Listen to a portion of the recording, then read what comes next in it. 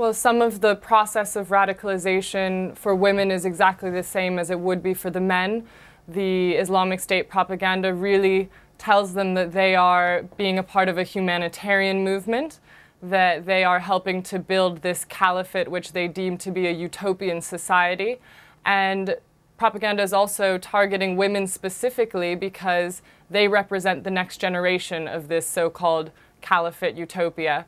They are the wives and mothers of the future jihadists. So quite a lot of dedication and time has been put into trying to allure these younger women to come and join in these efforts. I mean, I'm quite struck by the ages in this particular case. We're talking about two 15-year-olds and a 16-year-old. I mean, people watching might find that particularly shocking, but should they? What do we know about the ages here?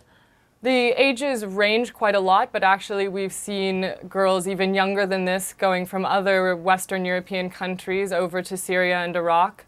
And we also know that for a young woman, just like for some of the young men going over, part of the allure is that adventure seeking, is the fact that they've been told that it's part of this romantic journey as well, where they will arrive in this new terrain and be given a jihadist husband, and they are sort of given this romantic idea of the entire situation. So for younger people in general, that can be more alluring. Yes, I mean, you refer to it as a romantic ideal. I mean, what is the reality? Because we read about, at best, a life of domestic servitude for the females in the group.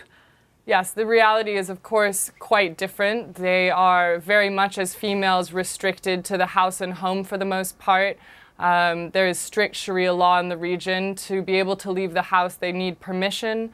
They are only to leave if they want to pray or if they direly need medical situations. There's a lack of electricity.